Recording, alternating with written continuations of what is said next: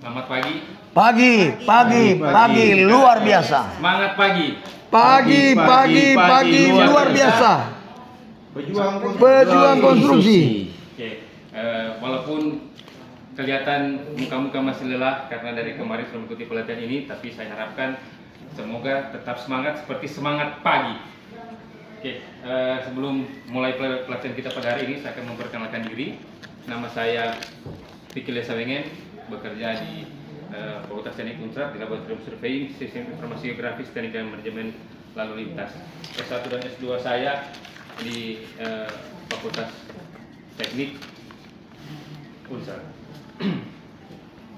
Oke, sebelum kita mulai pelatihan ini, ada pun informasi akan saya sampaikan mengenai pelatihan yang harus kita ikuti, dan kita harus mematuhi aturan ini karena ini merupakan standar dalam mengikuti pelatihan yang biasanya ada dalam tempat-tempat pelatihan seperti hotel dan sebagainya.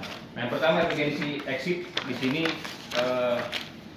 pintu emergensi yang jika terjadi hal yang tidak diinginkan, maka kita harus tahu tempat di mana kita masuk dan keluar nantinya. Kemudian titik kumpul.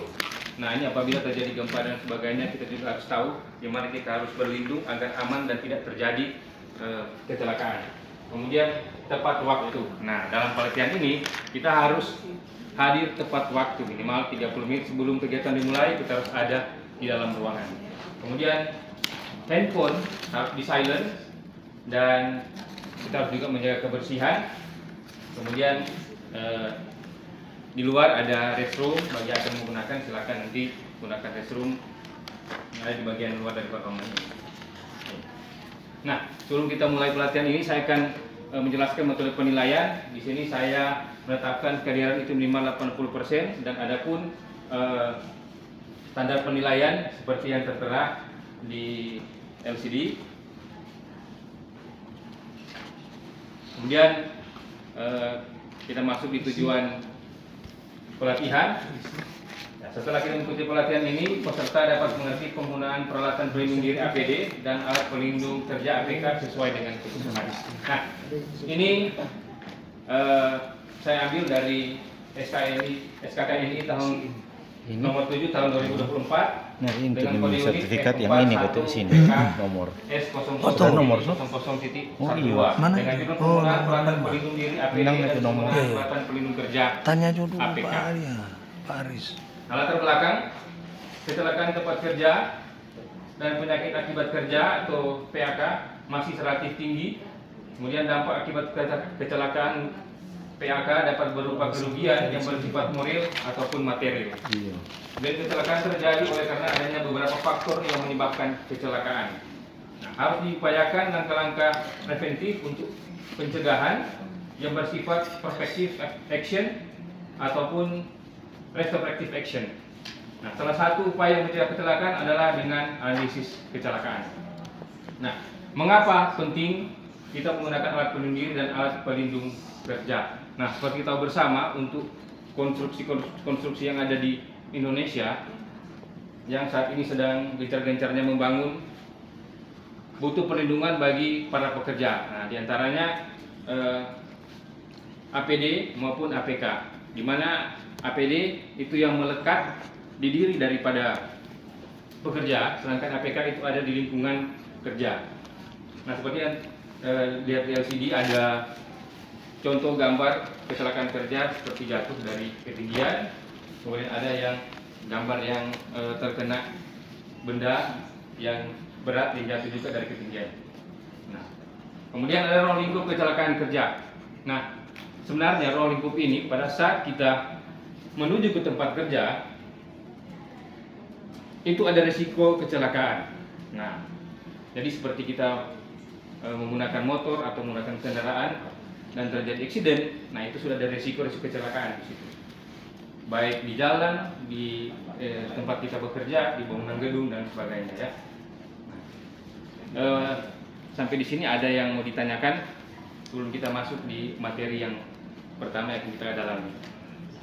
Jelas. Cukup jelas. Nah, yang pertama alat pelindung diri. Nah, kenapa saya harus menjelaskan alat pelindung diri ini? Karena masih banyak yang belum bisa membedakan APD dengan APK. Nah, Jadi alat yang melekat pada tubuh pekerja digunakan mengurangi resiko kecelakaan kerja atau melindungi dari potensi bahaya tepatnya. Nah, APD ini dia berupa safety helmet atau pelindung kepala, kemudian ada pelindung mata, ada face shield, kemudian pelindung telinga, sarung tangan, full body harness, kemudian ada rompi keselamatan. Nah, ini mengacu pada penjelasan tercantum pada Peraturan Menteri Pekerjaan Umum dan Perumahan Rakyat Nomor 10 Tahun 2021 tentang Sistem Manajemen Keselamatan Konstruksi atau SMKK. Nah, ini ada spesifikasi ditetapkan dalam peraturan tersebut, juga mengatur mengenai standar APD dan APK di tempat kerja seperti yang tertera di layar. Di sini ada SNI-nya, helm itu ada SNI-nya, kemudian pelindung wajah, kacamata itu ada SNI-nya. Jadi kita harus mengikuti aturan agar supaya pekerja kita aman dan terlindungi pada saat bekerja. Nah, kemudian ada dasar hukum. Nah, dasar hukum di sini yang mengatur tentang undang-undang mengenai keselamatan dari pekerja. Di sini ada Undang-Undang Nomor 1 Tahun 1970, kemudian ada Pasal 3 Ayat 1, Pasal 9 Ayat 1 yang berbunyi pengemudi diwajibkan menunjukkan dan menjelaskan pada tiap tenaga kerja baru tentang APD bagi kita yang bersangkutan. Nah, berarti di sini setiap pekerja itu dijamin keselamatannya oleh pemerintah melalui dasar hukum ini. Kemudian ada syarat alat pelindung diri atau APD. Yang pertama, memberikan perlindungan yang cukup terhadap bahaya yang dihadapi tenaga kerja, kemudian tidak mudah rusak, tidak mengganggu aktivitas pemakai, kemudian mudah diperoleh di pasaran, munisi secara spesifik dan nyaman dipakai. Jadi seperti helm tidak boleh longgar, kemudian safety boot ya, karena yang lalu sempat kedapatan ada pekerja yang memotong safety bootnya. Jadi semata kakinya dipotong dan akhirnya terjadi kecelakaan kerja, tertusuk besi. Nah, ini merupakan kelalaian walaupun sudah disiapkan safety bootnya, tapi dipotong oleh pekerja karena tidak nyaman katanya. Nah, ini suatu kesalahan dan tidak baik untuk ditiru. Nah, kemudian tujuan dan manfaat. Adapun tujuan dari penggunaan alat pelindung diri atau APD antara lain melindungi tenaga kerja apabila usaha rekayasa engineer dan administratif tidak dapat dilakukan dengan baik. Kemudian meningkatkan efektivitas produktivitas kerja, kemudian menciptakan lingkungan kerja yang aman. Nah, sedangkan manfaat dari penggunaan alat pelindung diri atau APD antara lain untuk menyeluruh atau sebagian tubuhnya terhadap kemungkinan adanya potensi bahaya kecelakaan kerja, mengurangi risiko penyakit akibat kecelakaan. Nah, itu materi yang pertama. Ada pertanyaan yang ingin disampaikan? Kalau belum ada, saya akan lanjut ke materi yang kedua mengenai alat pelindung kerja (APK). Nah, seperti yang saya jelaskan di awal tadi bahwa APK ini alat pelindung kerja ini yang ada di lingkungan kerja, berbeda dengan APD yang melekat di tubuh pekerja. Nah, ini biasanya seperti safety net, kemudian atau jaring pengaman ya, tali keselamatan, kemudian penahan jatuh.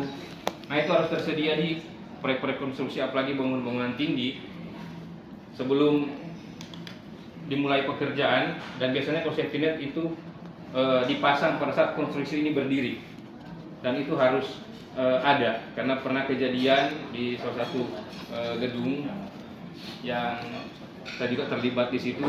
Pekerjaannya itu lalai, dia tidak memperhatikan ada safety line di situ, dia mundur-mundur dan terjatuh sampai mengakibatkan kematian.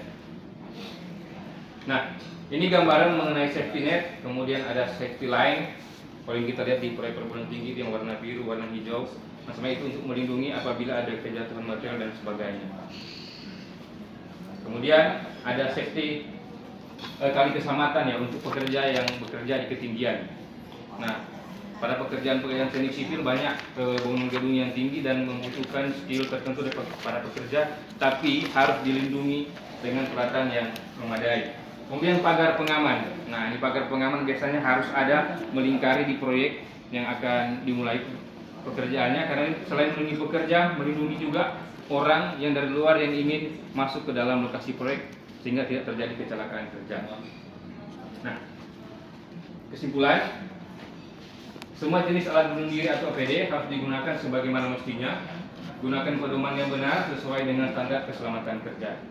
Kemudian alat pelindung kerja atau APK harus ada terpasang pada lokasi pekerjaan konstruksi guna melindungi pekerja terhadap risiko kecelakaan kerja.